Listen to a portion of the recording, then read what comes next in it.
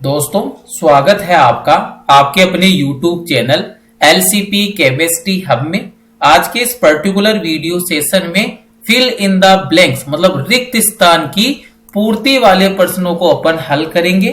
2022 में 12th board exam में fill in the blanks मतलब रिक्त स्थान की पूर्ति वाले 4 क्वेश्चन 4 नंबर के आएंगे। तो दोस्तों इस वाले वीडियो में आपको कुछ महत्वपूर्ण रिक्त स्थान की पूर्ति वाले प्रश्नों का संग्रह मिलेगा। तो आइए स्टार्ट करते हैं आज का वीडियो सेशन। सबसे पहला क्वेश्चन देखिए दोस्तों, रिक्त स्थान की पूर्ति कीजिए। पहले क्वेश्चन के अंदर है हेमेटाइट के परगलन हेतु भट्टी का उपयोग करते हैं। तो दोस्तों सबसे पहले आपको मैं एक्स्ट्रा इंफॉर्मेशन दे देता हूं। हेमेटाइट है दोस्तों, ये एक्चुअल में किसका अयस्क होता है? आयरन का अयस्क होता है। हेमेटाइट है वो किसका अयस्क होता है? आयरन का अयस्क है। और हेमेटाइट के परगलन हेतु दोस्तों कौन सी भट्टी का उपयोग किया जाता है? तो हमेशा आपको पता रखना है हेमेटाइट के परगलन हेतु वात्या भट्टी का उपयोग किया जाता है। तो पहले वाले क्वेश्चन के रिक्त स्थान में क्या आ जाएगा दोस्तों? कौन सी भट्टी आ जाएगी? वात्या भट्टी। तो यहां पर आंसर क्या हो जाएगा कि हेमेटाइट के परगलन हेतु वात्या भट्टी का उपयोग किया जाता है। प्रश्न संख्या 2 देखिए, कॉपर ग्लास का रासायनिक सूत्र है। तो दोस्तों ये आपको पता होना चाहिए, जैसे नाम से ही पता लग गया कॉपर ग्लास। तो कॉपर ग्लास किसका अयस्क होता है? कॉपर का अयस्क होता है। और इसकी जब बात आती है रासायनिक सूत्र की, तो दोस्तों आपको ये पता होना चाहिए कि कॉपर ग्लास का रासायनिक सूत्र क्या होता है? Cu2S होता है। तो ये आपको पता रखना है कि कॉपर ग्लास का रासायनिक सूत्र क्या होता है? Cu2S होता है। इसी प्रकार से दोस्तों एक और यहां पर अयस्क होता है कॉपर का, जिसको आप क्या बोलते हो? क्यूप्राइट बोलते हो। कौन सा बोलते हो? क्यूप्राइट। क्यूप्राइट भी किसका अयस्क होता है? कॉपर का। और दोस्तों इसका रासायनिक सूत्र क्या होता है? Cu2O होता है। ये आपको पता रखना है। नेक्स्ट वाले क्वेश्चन की अगर अपन चर्चा करें, प्रश्न संख्या 3, लेंथेनाइड की सामान्य ऑक्सीकरण अवस्था। दोस्तों आपको हमेशा पता रखना है कि जो लेंथेनाइड श्रेणी के तत्व होते हैं इनकी प्रथम 3 आयनन ऊर्जाओं का मान न्यूनतम प्राप्त होता है। इसलिए लेंथेनाइड श्रेणी का प्रत्येक तत्व कौन सी ऑक्सीकरण अवस्था प्रदर्शित कर सकता है? +3 ऑक्सीकरण अवस्था आसानी से प्रदर्शित कर सकता है। तो दोस्तों लेंथेनाइड की सामान्य ऑक्सीकरण संख्या कितनी होती है? +3 होती है। तो यहां पर रिक्त स्थान में क्या आ जाएगा? +3। नेक्स्ट वाला क्वेश्चन देखिए, एक संकुल दे रखा है और इस वाले संकुल में केंद्रीय धातु परमाणु कौन है? कोबाल्ट है। और साथ में जो लिगेंड दे रखा है, लिगेंड कौन सा है? इथाइलिन डाइएमीन, अथवा आप इसी को और क्या बोल सकते हो? Ethane 1,2 diamine. और यहां पर संकुल पर कौन सा आवेश दे रखा है? +3 आवेश दे रखा है। तो दोस्तों आपके सामने संकुल ये है, कोबाल्ट केंद्रीय धातु परमाणु है, लिगेंड कौन है? इथाइलिन डाइएमीन है। कितनी संख्या में जुड़ी हुई है? 3 संख्या में जुड़ी हुई है। और संकुल पर कितना आवेश है? +3 आवेश है। तो दोस्तों ये आपको इस वाले लिगेंड के बारे में पता होना चाहिए। इथाइलिन डाइएमीन दोस्तों इसकी संरचना कैसी होती है? CH2 सिंगल बॉन्ड CH2, इस साइड भी कौन आ जाएगा? अमीन, दैट मींस NH2। और दोस्तों इस साइड भी कौन आएगा? NH2 आएगा। यहां पर देखिए दोस्तों दाता परमाणु जो डोनर एटम कौन है? नाइट्रोजन। तो इसकी दंतुकता कितनी हो जाएगी? डेंटिसिटी। दोस्तों ये पता रखना है कि जो इथाइलिन डाइएमीन है इसकी दंतुकता कितनी होती है? 2 होती है। और दोनों दाता परमाणु कौन से होती है? नाइट्रोजन नाइट्रोजन है। दूसरी बात आती है दोस्तों यहां पर आवेश की। तो इथाइलिन जो डाइएमीन जो लिगेंड है इस पर आवेश कितना है? 0। मतलब यहां पर कैसा हो जाएगा? ये उदासीन लिगेंड है, किसी भी प्रकार का इस पर आवेश उपस्थित नहीं है। तो दोस्तों एक इथाइलिन डाइएमीन केंद्रीय धातु परमाणु के साथ कितने उप सह संयोजक बंध का निर्माण करेगा? 2 उप सह संयोजक बंध का निर्माण करेगा, क्योंकि इसकी दंतुकता कितनी है? 2। और दोनों के दोनों दाता परमाणु कौन से है दोस्तों? Nitrogen and nitrogen. तो यहां पर दोस्तों इथाइलिन डाइएमीन का नंबर कितना है? 3। तो यहां पर इसकी दंतुकता कितनी हो जाएगी? एक इथाइलिन डाइएमीन की दंतुकता 2 होती है, तो 3 इथाइलिन डाइएमीन की दंतुकता कितनी हो जाएगी? 6। और दोस्तों यहां पर ये जो शब्दावली आई है उप सह संयोजन संख्या, इसका मतलब क्या होता है? संकुल में लिगेंड द्वारा केंद्रीय धातु परमाणु के साथ बनाए गए उप सह संयोजक बंधों की संख्या ही समन्वय संख्या अथवा उप सह संयोजक संख्या कहलाती है। तो दोस्तों यहाँ पर लिगेंड इथाइलिन डायमीन कितने उप सह संयोजक बंध बनाएगा? 6। तो दोस्तों इस संकुल में कोबाल्ट की समन्वय संख्या अथवा उप सह संयोजन संख्या का मान कितना हो जाएगा? 6 हो जाएगा। तो यहाँ पर आंसर क्या हो जाएगा? 6 इसका करेक्ट आंसर हो गया। नेक्स्ट वाला देखिए, जिंक धातु के शोधन की विधि है।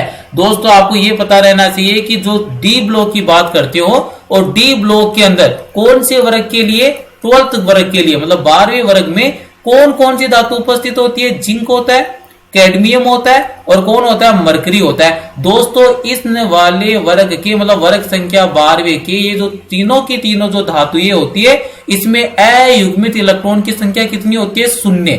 मतलब यहाँ पर कोई भी इलेक्ट्रॉन है वो अयुग्मित अवस्था में नहीं पाया जाता है। और दोस्तों जब इसमें अयुग्मित इलेक्ट्रॉन की संख्या 0 है तो दोस्तों यहाँ पर धात्विक बंध कौन सा बनेगा? दुर्बल धात्विक बंध बनता है। कौन सा बंध बनेगा? दुर्बल धात्विक बंध बनता है। और दोस्तों जितना बंध दुर्बल धात्विक होगा वो वाली धातु कौन सी होगी? वाष्पशील धातु। तो दोस्तों इसीलिए जो 12वें वर्ग की जो धातुएं होती है आप इनको कौन सी धातु बोलते हो? वाष्पशील धातु भी बोलते हो। तो ये आपको पता रखना है कि वर्ग संख्या 12 की जिंक, कैडमियम और मरकरी है वो वाष्पशील धातु होती है। क्यों होती है? क्योंकि इनमें अयुग्मित इलेक्ट्रॉन की संख्या कितनी होती है? 0। और जब अयुग्मित इलेक्ट्रॉन की संख्या 0 है तो ये यहाँ पर कौन सा बंध पाया जाएगा? दुर्बल धात्विक बंध उपस्थित होगा। और दुर्बल धात्विक बंध के कारण इनका आप पृथक्करण कौन सी विधि के द्वारा कर सकते हो? वाष्प प्रावस्था विधि के द्वारा कर सकते हो। तो दोस्तों यहां पर सीधा सा आंसर आपको मिल जाएगा कि जिंक धातु के शोधन की विधि है। कौन सी विधि हो जाएगी दोस्तों? या तो आप बोल सकते हो यहां पर आसवन विधि बोल सकते हो और दूसरी भाषा में आप इसी को क्या बोल सकते हो? वाष्प परावस्था परिष्करण। दोनों सही है। या तो वाष्प परावस्था परिष्करण बोल सकते हो, अदरवाइज कौन सी बोल सकते हो? डिस्टिलेशन, अदरवाइज आसवन विधि बोल सकते हो। नेक्स्ट देखिए प्रश्न संख्या 6, पेप्टाइड बंध का रासायनिक सूत्र होता है। तो दोस्तों आपके नॉलेज के लिए मैं बता दूं कि पेप्टाइड बंध है उसका निर्माण कब होता है? तो दोस्तों पेप्टाइड बंध के निर्माण में एक एमिनो अम्ल का कौन सा क्रियात्मक समूह भाग लेगा? कार्बोक्सिलिक अम्ल वाला भाग लेता है। और जो दूसरा एमिनो अम्ल है दोस्तों इसका कौन सा क्रियात्मक समूह भाग लेता है? एमिनो वाला। और जहां पर भी ये दोनों एमिनो अम्ल का, जिसमें एक एमिनो अम्ल का कार्बोक्सिलिक समूह है और दूसरे एमिनो अम्ल का एमिनो समूह है, यहां से क्या सीन क्रिएट होगा? एक जल का अणु का क्या होगा?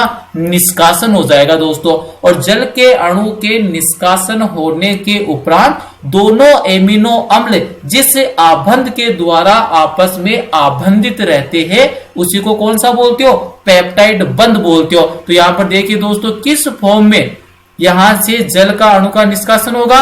तो हमेशा आपको पता रखना है कि कार्बोक्सिलिक अम्ल से हाइड्रोक्सिल समूह OH जाएगा और जो भी आपका एमिनो समूह है दूसरे एमिनो अम्ल का, इससे कौन सा परमाणु जाएगा? हाइड्रोजन जाएगा। तो यहां से कौन बाहर चला गया? H2। और दोस्तों यहां पर कौन सा बंध बन जाएगा? पेप्टाइड बंध। और पेप्टाइड बंध की रासायनिक संरचना कैसी होती है? C double bond O single bond NH। इसी बंध को कौन सा बंध बोलते हो दोस्तों? आप पेप्टाइड बंध बोलते हो। ये वाला बॉन्ड ही कौन सा होता है? पेप्टाइड बंध होता है, जिसके द्वारा 2 या 2 से अधिक एमिनो अम्ल आपस में आबंधित होते हैं। तो यहाँ पर दोस्तों इसकी संरचना पूछिए तो संरचना के कौन सी हो जाएगी? पेप्टाइड आबंध की संरचना कैसी होगी? Single bond C double bond O single bond NH single bond. तो दोस्तों ये क्या होती है? रासायनिक संरचना होती है पेप्टाइड बंध की। नेक्स्ट वाला क्वेश्चन देखिए दोस्तों। नेक्स्ट वाले क्वेश्चन में ईथर में ऑक्सीजन पर संकरण होता है। मतलब आपको ये पूछा कि ईथर के अंदर जो ऑक्सीजन परमाणु है उसकी कौन सी संकरण अवस्था होती है। तो दोस्तों सबसे पहले मैं आपको ये बता दूं कि जो ईथर होता है उसकी संरचना इस प्रकार से होती है। ईथर को आप किसके द्वारा प्रदर्शित करते हो? ROR के द्वारा प्रदर्शित करते हो। ऑक्सीजन यहाँ पर दोस्तों केंद्रीय परमाणु है।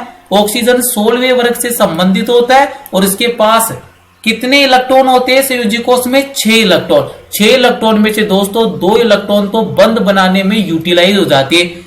रिमेनिंग इलेक्ट्रॉन का नंबर कितना रह गया? 4। और 4 इलेक्ट्रॉन का मतलब दोस्तों कितने लोन पेयर रह जाएंगे? 2 लोन पेयर उपस्थित रहेंगे। तो दोस्तों जब भी आपको कोई संरचना दे रखी है और उस संरचना से अगर आपको संकरण पूछता है तो दोस्तों एक सीधा सा फॉर्मूला होता है संकरण निकालने का। कब? जब आपको संरचना दे रखी है तो वहां पर क्या सूत्र बनेगा?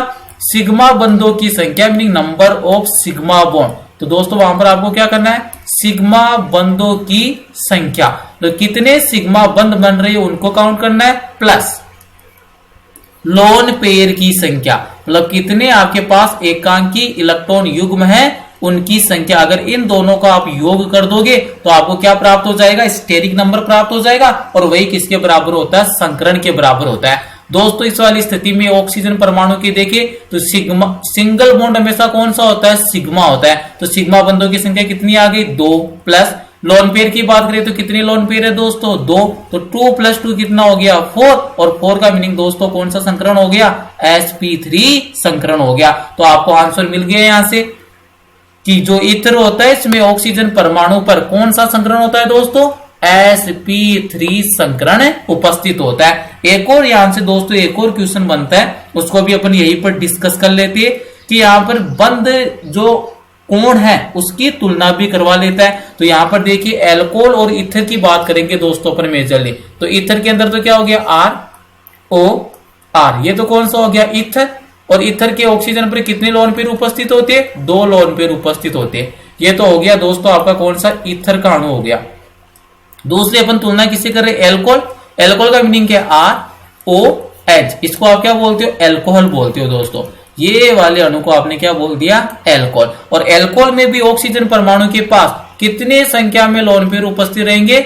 2 संख्या में लोन पेयर उपस्थित रहेंगे। अब दोस्तों यहां पर देखो दोनों का संकरण कौन सा होता है, ये इंपॉर्टेंट थिंग है। चाहे से ईथर हो चाहे से एल्कोहल हो, दोनों के अंदर जो ऑक्सीजन है वो sp3 संकरित अवस्था में उपस्थित होता है। और जब भी sp3 संकरण होता है तो वहां पर जो आदर्श जो बंध कोण है वो कितना होता है? 109 डिग्री 28 मिनट का होता है। लेकिन दोस्तों यहां पर बंध कोण है वो 109 डिग्री और 28 मिनट का नहीं होगा। क्यों नहीं होगा? पहली बात तो यहां पर किसकी उपस्थिति है? लोन पेयर की उपस्थिति है। अब जो इंपॉर्टेंट बात मैं दोस्तों आपको बताने जा रहा हूं उस पर थोड़ा सा फोकस करना है। ईथर के अंदर कितने एल्किल समूह है? 2 एल्किल समूह है। और दोस्तों एल्किल समूह का आकार क्या होता है? बड़ा होता है। तो दोस्तों इनके मध्य क्या लगेगा? प्रतिकर्षण लगेगा। तो यहां पर ईथर में 2 बड़े एल्किल समूह के मध्य प्रतिकर्षण लगने के कारण ईथर में ROR ये जो बंध कोण है दोस्तों 109 डिग्री 28 मिनट का नहीं होगा, इसमें वृद्धि हो जाएगी। और दोस्तों कितनी डिग्री का हो जाएगा? 111 डिग्री का होता है। लेकिन दोस्तों जब बात करोगे आप किसकी? एल्कोहल की, तो एल्कोहल के अंदर देखोगे कि यहाँ पर एल्किल समूह कितना? एक ही है, क्योंकि दूसरा वाला परमाणु कौन सा आ गया? हाइड्रोजन। तो यहाँ पर इनके मध्य प्रतिकर्षण नहीं लगेगा। तो दोस्तों वहां पर क्या सीन क्रिएट होगा? एल्कोहल में 2 एकांकी इलेक्ट्रॉन युग्म मतलब लोन पेयर के मध्य क्या लगेगा? प्रतिकर्षण लगेगा। और प्रतिकर्षण लगने के कारण एल्कोहल के बंध कोण में कमी आ जाएगी। तो दोस्तों यहां पर एल्कोहल का जो बंध कोण है 109 डिग्री 28 मिनट से घटकर कितना रह जाएगा? 108 डिग्री रह जाएगा। तो दोस्तों ये तुलना कभी कभार करवा लेता है कि ईथर में ऑक्सीजन परमाणु sp3 संकृति है, लेकिन यहाँ पर बंध कोण कितना होता है? 111 डिग्री। कारण समझ में आ गया? ईथर में उपस्थित 2 बड़े एल्किल समूह के मध्य प्रतिकर्षण के कारण बंध कोण के मान में वृद्धि हो जाती है। लेकिन जब बात करते हो एल्कोहल, तो एल्कोहल में दोनों के दोनों बड़े एल्किल समूह नहीं है। तो यहाँ पर कौन सा प्रतिकर्षण प्रभावी करेगा? लोन पेयर के मध्य प्रतिकर्षण, मतलब ईथर के अंदर ऑक्सीजन परमाणु पर उपस्थित 2 एकांकी इलेक्ट्रॉन युग्मों के मध्य प्रतिकर्षण होने के फलस्वरूप एल्कोहल में बंध कोण का मान 109 डिग्री 28 मिनट से घटकर कितना रह जाएगा? 108 डिग्री रह जाएगा। तो दोस्तों ये तुलना भी आपको आनी चाहिए। नेक्स्ट वाला क्वेश्चन देखते हैं दोस्तों। विटामिन के का मुख्य स्रोत है। दोस्तों आपको एक बात पता रखने की, चाहे किसी भी विटामिन का स्रोत पूछे, आप 2-3 ऐसे उदाहरण है जो किसी भी विटामिन में लिख सकते हो। कौन कौन से वो उदाहरण है? जैसे दूध हो गया, मिल्क हो गया, इसके अलावा अंडा हो गया, एग हो गया, मछली हो गई, फिश हो गई, और साथ में हरी पत्तेदार सब्जियां हो गई। तो यहाँ पर विटामिन के का मुख्य स्रोत पूछा है दोस्तों, क्या मेंशन कर सकते हो आप? हरी पत्तेदार सब्जियां, हरी पत्तेदार सब्जियां। ये किसका उदाहरण है दोस्तों? विटामिन के लिए मुख्य स्रोत है। किसी भी विटामिन का कोई भी मुख्य स्रोत पूछे तो आप हरी पत्तेदार सब्जियां, मछली, दूध, अंडा ये मेंशन कर सकते हो। और सबसे बेस्ट कौन सा? हरी पत्तेदार सब्जियां। नेक्स्ट वाला क्वेश्चन देखिए दोस्तों, संकुल दे रखा है निकिल का और इसमें संकरण पूछा है किसका? निकिल का, NiCN4। और संकुल पर कौन सा आवेश दिया है दोस्तों? आपको -2 आवेश दिया। तो किस प्रकार से सोल्व करोगे इसको?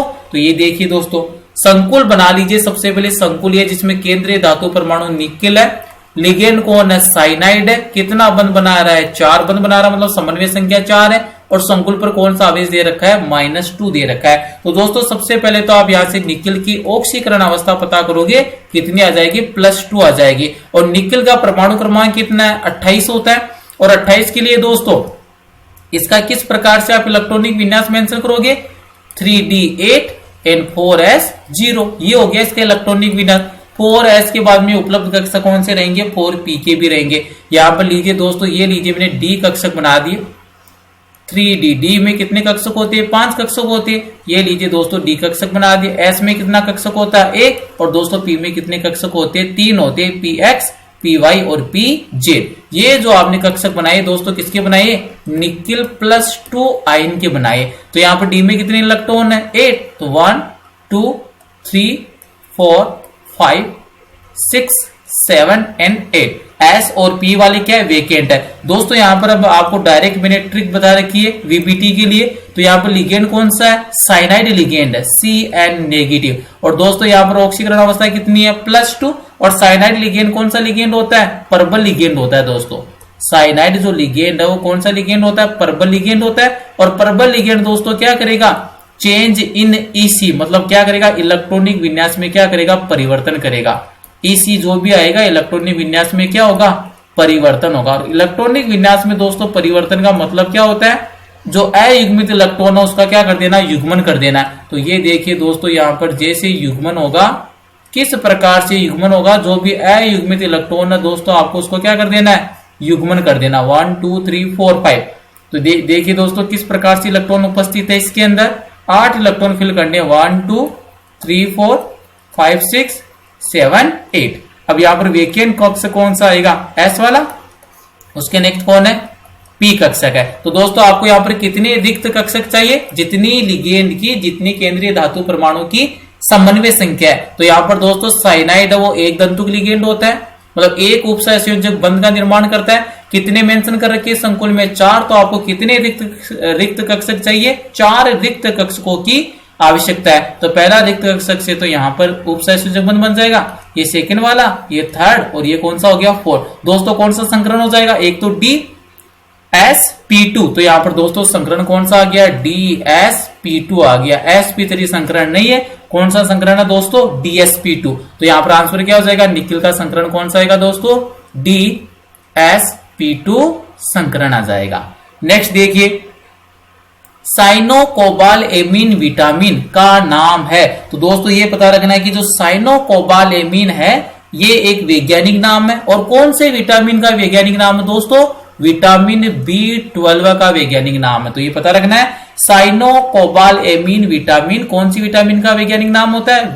विटामिन B12 का। और ये भी पता रखना है कि साइनोकोबालेमिन विटामिन में कौन सा धातु उपस्थित होता है? तो ये आपको पता रखना है, इसमें कोबाल्ट धातु उपस्थित होता है। कौन सा धातु उपस्थित होता है? कोबाल्ट उपस्थित होता है। नेक्स्ट वाला क्वेश्चन देखिए, क्रोमियम तथा मैंगनीज की उच्चतम ऑक्सीकरण अवस्था क्रमशः। दोस्तों डी ब्लॉक में एक टेबल मेंशन करवाई थी और उस वाली टेबल में जो 3D श्रेणी है उसमें सर्वाधिक ऑक्सीकरण संख्या प्रदर्शित कौन करता है? मैंगनीज करता है। मैंगनीज की कितनी होती है? +7। और क्रोमियम की कितनी होती है? +6। तो यहां पर देखिए पहले कौन सा तत्व बोला है? क्रोमियम। तो दोस्तों क्रोमियम के रेस्पेक्ट में अधिकतम ऑक्सीकरण संख्या कितनी होगी? +6। और दोस्तों मैंगनीज की कितनी हो जाएगी? +7 हो जाएगी। नेक्स्ट वाला क्वेश्चन देखिए दोस्तों, क्वेश्चन नंबर 12 है, सांद्रण की झाग पलवन विधि। और दोस्तों ये बात आपको हमेशा पता रखनी है कि बोर्ड एग्जाम में, 12th बोर्ड एग्जाम में झाग पलवन विधि से संबंधित एक क्वेश्चन 100% पूछा जाता है। तो सांद्रण की झाग पलवन विधि अयस्कों के लिए प्रयुक्त की जाती है। तो आपको हमेशा पता रखना है कि कौन से अयस्कों के लिए फ्रोथ फ्लोटेशन मेथड मतलब झाग पलवन विधि का उपयोग किया जाता है? तो दोस्तों ये पता रखना सल्फाइड अयस्कों के लिए। कौन से अयस्क के लिए? सल्फाइड अयस्कों के लिए कौन सी विधि का प्रयोग किया जाता है? झाग पलवन विधि का। नेक्स्ट देखिए, जंतुओं के यकृत, यकृत को बोलते हैं लीवर, तो जंतुओं के यकृत में संग्रहित पॉलीसेकेराइड होता है। तो दोस्तों पॉलीसेकेराइड आपके ऐसे कार्बोहाइड्रेट होते हैं जिनका जल अपघटन करने पर 10 से अधिक मोनोसेकेराइड इकाइयां प्राप्त होती है, उससे आप क्या बोलते हो? पॉलीसेकेराइड बोलते हैं। और दोस्तों मुख्य रूप से पॉलीसेकेराइड में स्टार्च हो गया, सेलुलोज हो गया, ग्लाइकोजन हो गया, ये इसके उदाहरण होते हैं। लेकिन यहाँ पर हिंट क्या बोला है? जंतुओं के यकृत में, मतलब जंतु है उनके लीवर में, यकृत में संग्रहित होने वाला पॉलीसेकेराइड कौन सा होता है? तो दोस्तों ये होता है ग्लाइकोजन होता है, ये पता रखना आपको। तो यहाँ पर इसका आंसर क्या हो जाएगा दोस्तों? ग्लाइकोजन। जंतुओं के शरीर में यकृत में संग्रहित होने वाला पॉलीसेकेराइड कौन सा होता है? ग्लाइकोजन होता है। और दोस्तों इसीलिए ग्लाइकोजन को आप कौन सा स्टार्च बोलते हो? जंतु स्टार्च भी बोलते हो, ये आपको पता रखना है। ग्लाइकोजन होता है और इसी ग्लाइकोजन को आप और क्या बोल सकते हो? जंतु स्टार्च भी बोलते हो, क्योंकि पादपों में जो संग्रहित भोजन होता है वो स्टार्च के रूप में होता है, और जंतुओं की अगर बात करें तो जंतुओं में ग्लाइकोजन के रूप में होता है, और इसीलिए ग्लाइकोजन को क्या बोल दिया? जंतु स्टार्च बोलते हो। नेक्स्ट वाला क्वेश्चन देखिए, टेल, TEL। तो दोस्तों इसकी फुल फॉर्म क्या होती है? पहले तो ये देखिए आप, टेल, टेल का मतलब होता है टेट्रा इथाइल लेड। टेल का मतलब क्या है? Tetraethyl lead. अगर मैं इसका रासायनिक सूत्र लिखूं तो दोस्तों लेड हो गया PB, इथाइल कौन सा होता है? C2H5। कितने नंबर में? टेट्रा मतलब 4, तो ये हो गया इसका रासायनिक सूत्र। टेल का रासायनिक सूत्र क्या होता है? PbC2H5 4। तो यहां पर इसको बोलते हैं टेट्रा इथाइल लेड। और दोस्तों इसका उपयोग किसमें किया जाता है? एंटी क्रैकिंग के रूप में किया जाता है। हिंदी में बोलते हैं दोस्तों इसको अपस्फोट रोधी, अपस्फोट रोधी के रूप में इसका प्रयोग किया जाता है टेल का। तो यहां पर आपको आंसर मिल गया दोस्तों। टेल एक कौन सा यौगिक होता है? टेट्रा इथाइल लेड, और इसको किसके रूप में प्रयुक्त किया जाता है? एंटी क्रैकिंग, हिंदी में क्या बोलते हैं? अपस्फोट रोधी। तो ये आपको पता होना चाहिए कि टेल है वो कौन सा यौगिक होता है? अपस्फोट रोधी होता है, एंटी क्रैकिंग कंपाउंड होता है। नेक्स्ट क्वेश्चन देखिए, धातु ऑक्साइड को गर्म करके धातु में परिवर्तित करने की प्रक्रिया को कहते हैं। मतलब आपके पास धातु ऑक्साइड है और उस धातु ऑक्साइड को क्या करना है? गर्म करना है, हीटिंग करनी है आपको। तो ये जो पूरी जो प्रक्रिया होती है दोस्तों इसको बोलते हैं ताप धातु कर्म की, अथवा इससे बोलते हैं पायरो धातु कर्म की बोलते हैं। तो यहां पर इसका आंसर क्या हो जाएगा दोस्तों? पायरो।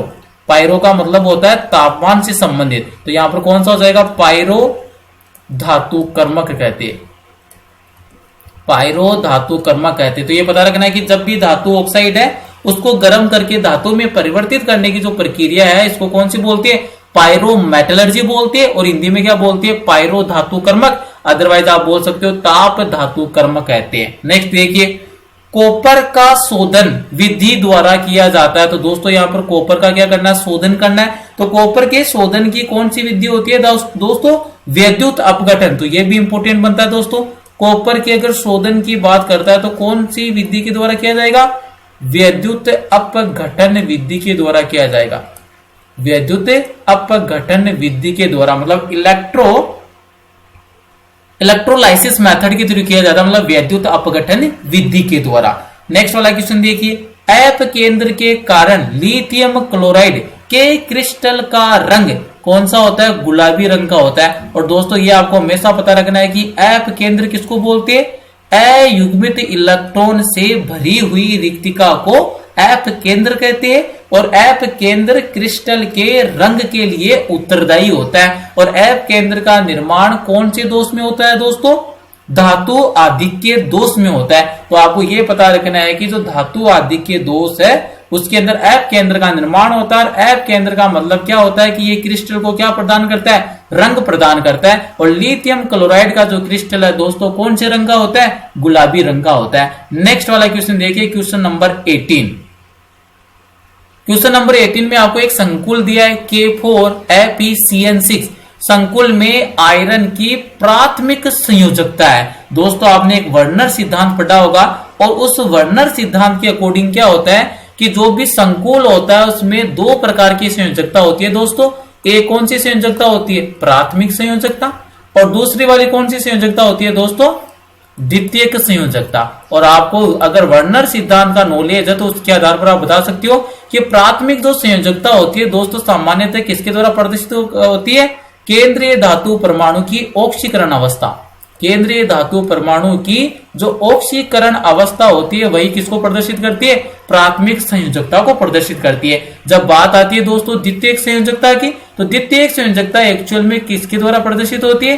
केंद्रीय धातु परमाणु की उप सह संयोजन संख्या या फिर समन्वय संख्या। तो मतलब जो भी आपके जितने उप सह संयोजक बंध बना रहा है केंद्रीय धातु परमाणु संकुल में, वो तो कौन सी संयोजकता हो जाएगी? द्वितीयक संयोजकता। और प्राथमिक संयोजकता किसके इक्वल होती है? केंद्रीय धातु परमाणु की ऑक्सीकरण अवस्था को क्या बोलती है? प्राथमिक संयोजकता बोलती है। प्राथमिक संयोजकता आयनिक प्रकृति की होती है, द्वितीय कौन सी होती है? अआयनिक प्रकृति की होती है। तो दोस्तों यहाँ पर संकुल कौन सा लिखा था? संकुल था K4 स्क्वायर ब्रैकेट FeCN6, ये संकुल था। तो दोस्तों आपको कौन सी संयोजकता पूछी है? प्राथमिक संयोजकता। और प्राथमिक संयोजकता एक्चुअल में किसको प्रदर्शित करती है? संकुल में केंद्रीय परमाणु की ऑक्सीकरण अवस्था को प्रदर्शित करती है। तो यहां से ऑक्सीकरण अवस्था निकाल लीजिए। पोटेशियम की कितना होता है? +1। कितने पोटेशियम है? 4। तो +1 मल्टीप्लाई विद 4 हो गया। प्लस आयरन की आपको ऑक्सीकरण संख्या प्राप्त करनी है तो इसको क्या कंसीडर कर लिया? X। प्लस साइनाइड पर कौन सा आवेश होता है? लिगेंड पर Cn-1 होता है। कितने साइनाइड है? 6। तो क्या हो जाएगा? 6 मल्टीप्लाई विद -1। संकुल पर कोई भी आवेश नहीं है तो किसके इक्वल कर दिया? 0। दोस्तों सोल्व करोगे तो कितना आ जाएगा? 4 plus x minus 6 equal to 0। तो यहां से x की क्या वैल्यू ऑब्टेन होगी?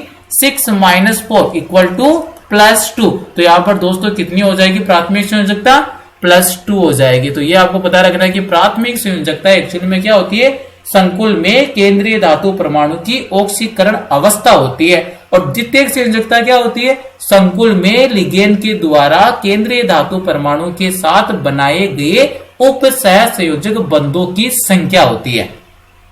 नेक्स्ट देखिए, सैलिसिलिक अम्ल के एसिटिलीकरण से यौगिक बनता है। ये दोस्तों काफी इंपॉर्टेंट क्वेश्चन होता है। सैलिसिलिक अम्ल का जब भी आप एसिटिलीकरण करवाते हो अम्लीय माध्यम की उपस्थिति में, तो वहां से एक ड्रग्स का निर्माण होता है। और उस वाले ड्रग्स का नाम क्या होता है दोस्तों? एस्पिरिन होता है। कौन सी ड्रग होती है वो? एस्पिरिन ड्रग होती है। और इसका नेचर कैसा होता है? एंटीपायरेटिक होता है, मतलब बुखार को दूर करने में यूज किया जाता है। और इसका आयुर्वेदी नामकरण भी दोस्तों आपको पता होना चाहिए। यहाँ पर किस प्रकार से एस्पिरिन का निर्माण होता है वो भी मैं बता देता हूं। सैलिसिलिक अम्ल, दोस्तों सैलिसिलिक अम्ल का मतलब क्या होता है? बेंजीन। बेंजीन से CH2 अटैच रहता है, मतलब बेंजोइक अम्ल, और इसकी ऑर्थो स्थिति पर हाइड्रोक्सिल ग्रुप अटैच रहता है। ये होता है दोस्तों सैलिसिलिक अम्ल। इसका क्या करवा रहे हो? एसिटिलीकरण करवा रहे हो, मतलब एसिटिल ग्रुप को इंट्रोड्यूस करवा रहे हो। CH3 C double bond Cl, ये हो गया एसिटाइल क्लोराइड के साथ रिएक्शन। तो यहां से दोस्तों कौन सा चला जाएगा? H, और यहां से कौन रिमूव हो जाएगा? Cl। तो यहां पर दोस्तों जो संरचना बनेगी बेंजीन, बेंजीन से कौन अटैच रहेगा? COH। और ऑर्थो पोजीशन पर ऑक्सीजन से कौन सा ग्रुप अटैच हो जाएगा? एसिटाइल ग्रुप अटैच हो जाएगा। दोस्तों ये जो यौगिक बना है इसी यौगिक को आप क्या बोलते हो? एस्पिरिन बोलते हो। और इसी एस्पिरिन है, इसका उपयोग किसमें किया जाता है? बुखार को कम करने में किया जाता है। इसका आयुर्वेदी नामकरण भी आना चाहिए दोस्तों 1, 2। तो 2 नंबर पर कौन सा ग्रुप अटैच हुआ है? एसिटॉक्सी। तो यहां पर क्या हो जाएगा? इसका आयुर्वेदी नामकरण की अगर बात करूं तो दोस्तों क्या हो जाएगा? 2 एसिटॉक्सी, 2 एसिटॉक्सी बेंजोइक एसिड। ये दोस्तों इसका आयुर्वेदी नामकरण होता है, ये पता रखना आपको। एस्पिरिन है, इसका आयुर्वेदी नामकरण क्या होता है? 2 एसिटॉक्सी बेंजोइक एसिड। इसी को क्या बोलते हो? एस्पिरिन बोलते हो। नेक्स्ट देखिए, झाग पलवन विधि में प्रयुक्त अवनमक होता है। तो दोस्तों ये इंपोर्टेंट है। अवनमक का काम कौन करेगा झाग पलवन विधि में? सोडियम साइनाइड करता है, NaCN करता है। और अवनमक की आवश्यकता कब पड़ती है? जब आपके पास दो सल्फाइड अयस्क उपस्थित हो तो उनका सेपरेशन करने के लिए किसकी आवश्यकता पड़ती है? अवनमक। दोस्तों अवनमक क्या करेगा? एक सल्फाइड अयस्क के तो झाग बनवा देगा और दूसरे जो सल्फाइड अयस्क है उसके झाग का निर्माण नहीं होने देगा। और इस विधि के द्वारा मतलब इस अवनमक की सहायता से आप दो या दो से अधिक सल्फाइड अयस्कों का आसानी से क्या कर सकते हो? पृथक्करण कर सकते हो। नेक्स्ट देखिए, जल की कठोरता के निर्धारण के लिए आवश्यक लिगेंड है। दोस्तों इंपोर्टेंट है, आवश्यक लिगेंड जो जल की कठोरता को दूर करता है कौन सा लिगेंड होता है? EDTA लिगेंड होता है। दोस्तों इसकी फुल फॉर्म क्या होती है ये भी मैं आपको नॉलेज के लिए बता देता हूं। EDTA इसका मतलब क्या हो गया दोस्तों? Ethylene diamine tetra acetato. और यहां पर आवेश कितना होता है दोस्तों? -4 होगा। फुल फॉर्म क्या हो जाएगी? Ethylene diamine tetra acetato. और आवेश कितना होगा? 4। तो यहां पर देखिए इथाइलिन डाइएमीन। तो यहां पर इसकी संरचना कैसे बनेगी दोस्तों? ये इंपॉर्टेंट है। तो संरचना इसकी इस टाइप से बनेगी, CH2 सिंगल बॉन्ड CH2। और यहां पर नाइट्रोजन से आपको नाइट्रोजन के हाइड्रोजन को किससे रिप्लेस कर देना है? एसीटेटो ग्रुप से क्या करना है? रिप्लेस कर देना। क्या संरचना बन जाएगी? CH2 COO negative. सेम यहां पर भी क्या जाएगा? CH2 COO negative. यहां पर कौन है? नाइट्रोजन। नाइट्रोजन के दोनों हाइड्रोजन को रिप्लेस कर दीजिए एसीटेट ग्रुप के थ्रू। क्या संरचना बन जाएगी?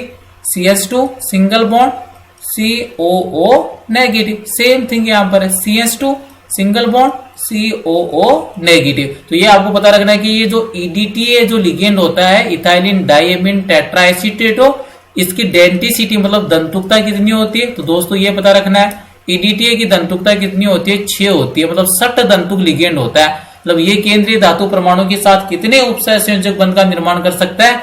6 उपसह संयोजक बंध का निर्माण कर सकता है। और यहां पर दोस्तों इंपोर्टेंट थिंग है, दाता परमाणु कौन कौन है? 2 दाता परमाणु तो नाइट्रोजन है दोस्तों, और 4 दाता परमाणु कौन से? ऑक्सीजन है। सेकंड बात आती है आवेश की। तो दोस्तों जो EDTA होता है इस पर कितना आवेश होता है? -4 आवेश होता है। तो ये आपको पता रखना है। पूरा नाम क्या हो जाएगा? इथाइलिन डाइएमीन टेट्रा एसीटेटो जल की कठोरता के निर्धारण के लिए आवश्यक लिगेंड होता है। नेक्स्ट देखिए, लूकास अभिकर्मक का संगठन में होता है। तो दोस्तों हमेशा ध्यान रखिए, लूकास अभिकर्मक की सहायता से आप प्राथमिक द्वितीयक और तृतीयक अल्कोहल को क्या कर सकते हो? विभेदित कर सकते हो। लूकास अभिकर्मक के साथ अभिक्रिया करने पर जो तृतीयक जो अल्कोहल है वो तुरंत क्या उत्पन्न करता है? आविलता उत्पन्न करता है। द्वितीयक अल्कोहल है वो 5 से 10 मिनट में आविलता उत्पन्न करता है। और प्राथमिक जो अल्कोहल है वो कमरे के ताप पर अभिक्रिया ही नहीं करता है। और जब भी आप अभिक्रिया कराओगे तो यहाँ पर आविलता उत्पन्न होने में 30 मिनट से भी ज्यादा समय लगता है। तो इसका संगठन कैसा होता है? संगठन होता है दोस्तों इसका सांद्र हाइड्रोक्लोरिक एसिड मतलब सांद्र HCl प्लस निर्जल जिंक क्लोराइड। ये दोस्तों इसका क्या होता है? संगठन होता है निर्जल जिंक क्लोराइड मतलब ZnCl2। ये होता है आपका लूकास अभिकर्मक। नेक्स्ट देखिए, हिंसबर्ग अभिकर्मक की रासायनिक संरचना है। तो दोस्तों हिंसबर्ग अभिकर्मक ये भी इंपोर्टेंट अभिकर्मक है। हिंसबर्ग अभिकर्मक की सहायता से आप क्या कर सकते हो? प्राथमिक द्वितीयक और तृतीयक एमीन है इनका आसानी से विभेदन कर सकते हो। प्राथमिक एमीन है वो हिंसबर्ग के साथ अभिक्रिया करेगी तो यहाँ पर केओंच विलय में क्या हो जाएगी? विलयशील हो जाएगी। KOH मतलब पोटेशियम हाइड्रोक्साइड का जो विलयन होगा उसमें विलयशील होगा। सेकेंड थिंग जो आपकी द्वितीयक एमीन होती है वो यहाँ पर जब भी हिंसबर्ग अभिकर्मक के साथ अभिक्रिया करती है तो यहाँ पर जो KOH विलयन है उसमें कैसी हो जाएगी? अविलयशील हो जाएगी। और तृतीयक एमीन तो हिंसबर्ग के साथ अभिक्रिया ही नहीं करती है। इसका रासायनिक संगठन की बात की तो दोस्तों इसका रासायनिक संगठन क्या हो जाएगा? C6H5SO2Cl। ये होता है रासायनिक संगठन किसका? हिंसबर्ग अभिकर्मक का। C6H5SO2Cl। इसका नाम क्या हो जाएगा? Benzene sulphonyl chloride. इसका क्या नाम है? Benzene sulphonyl chloride. यहां पर आपको संरचना बनाकर बता देता हूं दोस्तों में। ये लीजिए, ये हो गया benzene sulphonyl S double bond O। इस साइड भी कौन सा जाएगा? Double bond O। और क्लोराइड तो यहां पर सिंगल बॉन्ड से कौन अटैच होगा? Cl। इसका पूरा नाम क्या हो जाएगा दोस्तों? Benzene sulphonyl chloride. Benzene sulphonyl chloride. और दोस्तों बेंजीन सल्फोनिल क्लोराइड को आप कौन सा अभिकर्मक बोलते हो? हिंसबर्ग अभिकर्मक बोलते हो। नेक्स्ट वाला क्वेश्चन देखिए दोस्तों, नेक्स्ट वाले क्वेश्चन में क्वेश्चन नंबर 24 को सोल्व करेंगे। सिलिकॉन के शोधन की विधि का नाम, मतलब सिलिकॉन और जर्मेनियम मैं आपको बता देता हूं ये अर्धचालक है, और अर्धचालक के शोधन की कौन सी विधि होती है दोस्तों, मंडल परिष्करण विधि। तो यहां पर दोस्तों इसका आंसर क्या हो जाएगा, मंडल परिष्करण विधि है। तो ये आपको पता रखना है कि जो भी आपके अर्धचालक होते हैं जिसमें सिलिकॉन और जर्मेनियम आते हैं, इनका शोधन रिफाइनिंग कौन सी विधि के द्वारा किया जाता है, मंडल परिष्करण विधि के द्वारा किया जाता है। नेक्स्ट देखिए, Ni मतलब निकिल केंद्रीय धातु परमाणु है, EDTA यहाँ पर क्या है, लिगेंड। अभी बताया था EDTA की फुल फॉर्म क्या है, इथाइलिन डाइएमीन टेट्रा एसीटेटो। और संकुल पर कौन सा आवेश उपस्थित है दोस्तों, -2। संकुल में निकल की समन्वय संख्या है, मतलब ये जो EDTA लिगेंड है वो कितनी संख्या में उप सह संयोजक बंध का निर्माण निकिल के साथ कर रहा है। तो दोस्तों अभी बताया था मैंने, EDTA जो लिगेंड होता है कितना तंतुक होता है, इसकी तंतुकता कितनी होती है, 6। तो यहाँ पर कितने उपसह संयोजक बंध बनाएगा, 6 उपसह संयोजक बंध बनाएगा। तो यहाँ पर निकल की समन्वय संख्या कितनी हो जाएगी दोस्तों, 6 आंसर आ जाएगा इसका।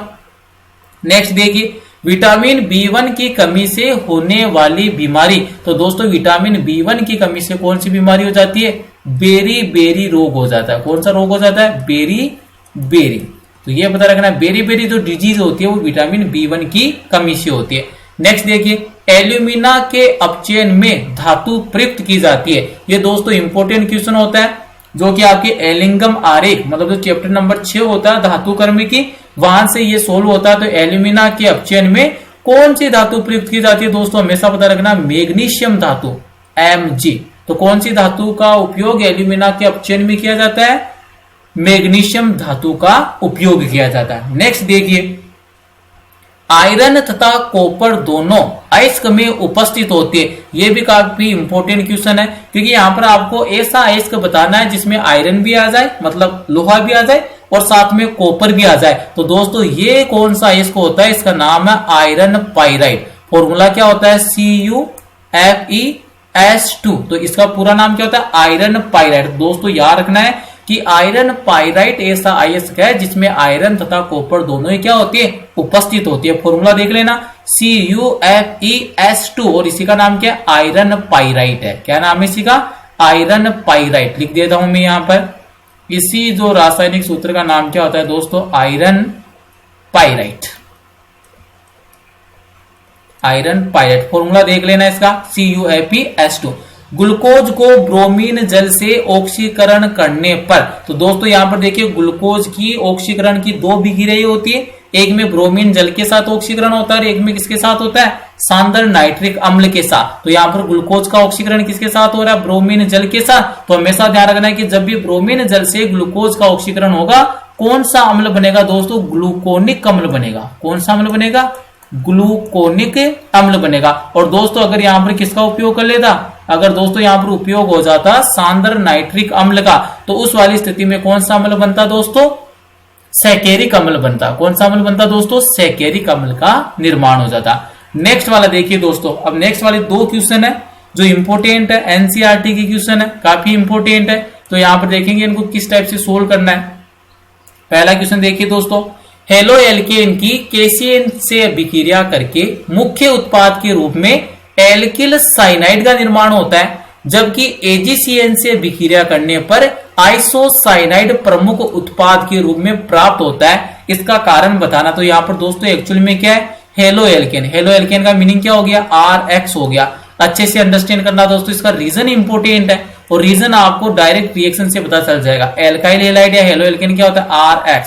अगर ये रिएक्शन किसके साथ करता है दोस्तों, KCN के साथ, तो पोटेशियम साइनाइड के साथ रिएक्शन है, तो उत्पाद क्या बनेगा, RCN, मतलब साइनाइड उत्पाद बनेगा। और दोस्तों अगर यही वाली रिएक्शन किसके साथ हो जाए, AgCN के साथ, सिल्वर साइनाइड के साथ, तो दोस्तों यहां पर जो उत्पाद क्या बनेगा, एल्किल आइसोसाइनाइड बनेगा, मतलब RNC का निर्माण होगा। तो यहां पर रीजन पूछ रहा, तो दोस्तों इसका बिल्कुल इजी सा रीजन है। क्या, सबसे पहले तो आपको यह पता होना चाहिए कि जो KCN होता है इसकी प्रकृति कैसी होती है, आयनिक।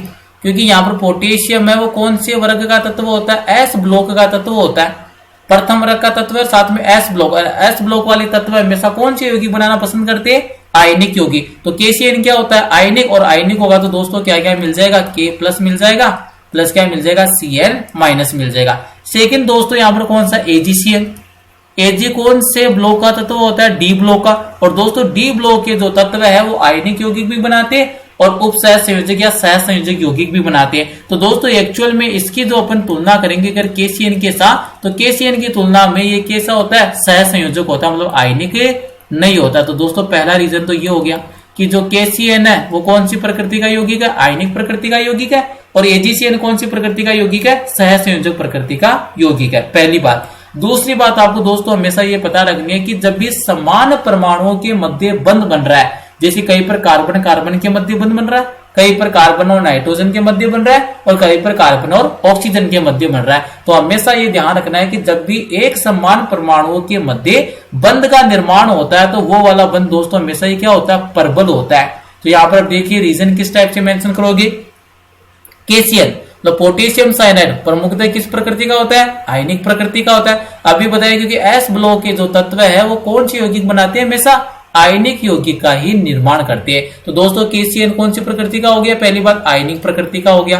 तो विलयन में कौन सा आयन देगा, साइनाइड आयन देगा। साइनाइड आयन का मतलब क्या है, Cn माइनस Cn नेगेटिव वाला आयन देगा।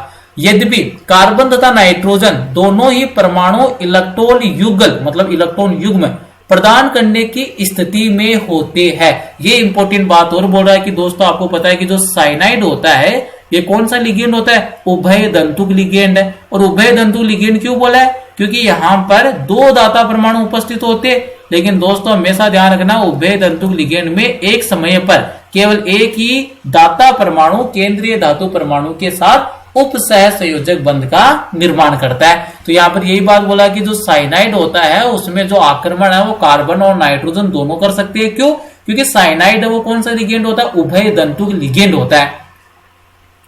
यद्यपि कार्बन तथा नाइट्रोजन दोनों ही परमाणु इलेक्ट्रॉन युगल प्रदान करने की स्थिति में होते हैं, परंतु आक्रमण यहाँ पर मुख्यतः कौन करता है, कार्बन परमाणु ही करता है। और कार्बन परमाणु ही आक्रमण क्यों करेगा, क्योंकि कार्बन जब परमाणु आक्रमण करेगा तो कार्बन कार्बन के मध्य बंध बनेगा, और जब नाइट्रोजन परमाणु आक्रमण करेगा तो कार्बन और नाइट्रोजन के मध्य बंध बनेगा। और मैंने अभी आपको एक कॉन्सेप्ट बताया कि समान परमाणुओं के मध्य बना बंध हमेशा क्या होता है, मजबूत होता है, स्ट्रोंग होता है। तो कौन सा बंध अधिक प्रबल होगा, कार्बन कार्बन बंध अधिक प्रबल होगा। इसीलिए आक्रमण मुख्यतः किसके द्वारा होगा, कार्बन के द्वारा होगा। तो यहां पर देखिए दोस्तों, परंतु आक्रमण मुख्यतः कार्बन परमाणु के द्वारा होता है, न कि नाइट्रोजन परमाणु के द्वारा। क्यों, इसका रीजन क्या है, क्योंकि कार्बन कार्बन जो आबंध है दोस्तों, कार्बन नाइट्रोजन आबंध की तुलना में हमेशा क्या होता है, अधिक स्थायित्व रखता है या फिर अधिक मजबूत होता है। सेकंड देखिए, एजीसीएन मुख्यतः कौन सी प्रकृति का होता है, सह संयोजक प्रकृति का है। और सह संयोजक प्रकृति का है तो दोस्तों यहाँ पर आपको साइनाइड आयन नहीं मिलता है, और यहाँ पर जो आक्रमण है वो मुख्यतः कौन करेगा, नाइट्रोजन परमाणु करेगा। क्यों, क्योंकि इसकी प्रकृति कैसी है, सह संयोजक है। तो ये कौन सा बंध बनाना पसंद करेगा, उप सह संयोजक बंध बनाना पसंद करेगा। तो यहाँ पर देखिए एजीसीएन मतलब सिल्वर साइनाइड मुख्यतः कौन सी प्रकृति का है, सह संयोजक प्रकृति का है, तथा इसका नाइट्रोजन परमाणु इलेक्ट्रॉन युगल प्रदान करने के लिए सक्षम होता है, इसीलिए आइसोसाइनाइड मुख्य उत्पाद के रूप में बनता है। तो दोस्तों ये वाला क्वेश्चन आने के चांसेस बहुत ज्यादा होते हैं, काफी अच्छा लॉजिक रहता है। पहला लॉजिक तो ये हो जाएगा कि केसीएन आयनिक होता है और एजीसीएन क्या होता है, सह संयोजक होता है। केसीएन में कार्बन परमाणु आक्रमण क्यों करता है, क्योंकि कार्बन कार्बन आबंध है, वो कार्बन नाइट्रोजन आबंध की तुलना में अधिक मजबूत होता है, अधिक स्थायित्व रखता है। और जब बात करोगे आप एजीसीएन तो ये सह संयोजक है, पहली बार। दूसरी बार नाइट्रोजन परमाणु आसानी से क्या कर सकता है, अपने लोन पेयर का क्या कर सकता है, दान कर सकता है। इसीलिए हमेशा जो एजीसीएन है मतलब सिल्वर साइनाइड में जो इलेक्ट्रॉन युग्म का दान कौन करता है, नाइट्रोजन करता है। और नाइट्रोजन करेगा तो क्या बन जाएगा, आइसोसाइनाइड का निर्माण हो जाएगा। और जब कार्बन करेगा केसीएन के अंदर तो किसका निर्माण हो जाएगा, साइनाइड का निर्माण हो जाएगा। एक लास्ट क्वेश्चन देखते हैं दोस्तों इस वाली वीडियो का। क्रोमियम +2 अपचायिक है जबकि Mn+3 ऑक्सी कारक है, जबकि दोनों का इलेक्ट्रॉनिक विन्यास कौन सा बोला है, D4 बोला है। तो दोनों का इलेक्ट्रॉनिक विन्यास D4 है, इसके बावजूद एक तो अपचायिक की तरह कार्य कर रहा है और दूसरा किसकी तरह कार्य कर रहा है, ऑक्सी कारक की तरह कार्य कर रहा है। तो दोस्तों हमेशा ध्यान रखिए जो भी अपचायक होता है दोस्तों वो क्या करता है, दूसरे का तो अपचयन करता है और खुद का क्या करता है, ऑक्सीकरण करता है। और जो भी ऑक्सीकारक होता है दोस्तों वो क्या करता है, दूसरी स्पीशीज का तो क्या करेगा, ऑक्सीकरण, और खुद का क्या कर लेगा, अपचयन कर लेगा। तो यहां पर देखिए दोस्तों किस टाइप से आपको इसका लॉजिक देना है। क्रोमियम +2 कैसा है, एक अपचायक है। अपचायक है तो इसका मतलब क्या है दोस्तों, दूसरे का अपचयन करेगा और खुद का क्या करेगा, ऑक्सीकरण करेगा, क्योंकि इसका विन्यास D4 से D3 में परिवर्तित होता है। मतलब इसका इलेक्ट्रॉनिक विन्यास किससे किस में परिवर्तित होगा दोस्तों, D4 से D3 में। क्यों ऐसा क्यों बोल रहा है यहां पर, क्योंकि यहां पर देखिए क्रोमियम +2 और Mn+3 दोनों में इलेक्ट्रॉनिक विन्यास क्या होता है, D4 होता है। और अपचायक का मतलब क्या है दोस्तों, दूसरे का ऑक्सीकरण करेगा और खुद का क्या करेगा, अपचायी का मतलब क्या है दोस्तों, दूसरी स्पीशीज का तो अपचयन करेगा और खुद का क्या करेगा, ये ऑक्सीकरण करेगा। तो यहां से जब भी ऑक्सीकरण किसको बोलते हैं, इलेक्ट्रॉन का त्यागना क्या कहलाता है दोस्तों, ऑक्सीकरण कहलाता है। तो D4 से जब एक इलेक्ट्रॉन का त्याग करेगा तो D में कितने इलेक्ट्रॉन रह जाएंगे, 3। तो यहाँ पर एक्चुअल में क्या हो रहा है कि जो क्रोमियम +2 है अगर वो अपचायक है तो क्या करेगा, इलेक्ट्रॉन का त्याग करेगा। और जैसे इलेक्ट्रॉन का त्याग करेगा तो इसके D4 जो पहले इलेक्ट्रॉनिक विन्यास हुआ करता था उसमें से एक इलेक्ट्रॉन क्या करना पड़ेगा, इसको त्याग करना पड़ेगा, दान करना पड़ेगा। तो D में कितने इलेक्ट्रॉन रह जाएंगे, 3। तो D4 से किसमें परिवर्तित हो गया, D3 में परिवर्तित हो गया। अब दोस्तों D3 में परिवर्तित होने से क्रोमियम में एक्चुअल में क्या सीन क्रिएट हुआ है, इसको थोड़ा आसानी से समझिए। तो यहां पर दोस्तों आप देखोगे किस प्रकार से D3 में स्टेबल हो जाता है। ये लीजिए मैंने क्रोमियम है, इसके 5 D कक्षक बना दिए दोस्तों। ये कौन से कक्षक आपके, 1 2 3 4 5। और यहां पर आपको स्प्लिटिंग पढ़ रखी है, अष्टफलकीय क्षेत्र में विपाटन। दो युग्मों में टूट जाते हैं ये कक्षक, एक होता है कम ऊर्जा वाला, एक दोस्तों कौन सा होता है, अधिक ऊर्जा वाला। अधिक ऊर्जा वाले कक्षक कौन से होते हैं, आपके Eg कक्षक होते हैं, और कम ऊर्जा वाले कौन से होते हैं, T2G कक्षक होते हैं। यहां पर देखिए जैसे ये इलेक्ट्रॉन का त्याग करेगा D4 से किसमें आ गया, D3 में। तो यहां पर 3 इलेक्ट्रॉन आप फिल कर दीजिए दोस्तों, ये लीजिए 1 2 और 3। और यहां पर इलेक्ट्रॉन किस टाइप से फिल होंगे दोस्तों, इनका जो मिड सेंटर होता है दोस्तों इसको आप बोलते हो बेरी सेंटर। इसको आप क्या बोलते हो, बेरी सेंटर। ये कौन सा सेंटर है दोस्तों, बेरी सेंटर। और इन दोनों कक्षकों के मध्य जो ऊर्जा अंतराल कितना होता है दोस्तों, 10 DQ होता है। ये ऊर्जा अंतराल कितना है, 10 DQ होता है। अगर आप बेरी सेंटर से T2G कक्षक की बात करते हो तो इसको मैं अलग कलर से शो करता हूं जिससे आपको एनर्जी की वैल्यू आसानी से पता रही। ये वाला जो एनर्जी गैप है दोस्तों ये कितना होता है, अष्टफलकीय क्षेत्र में विपाटन है तो +6 DQ होता है दोस्तों।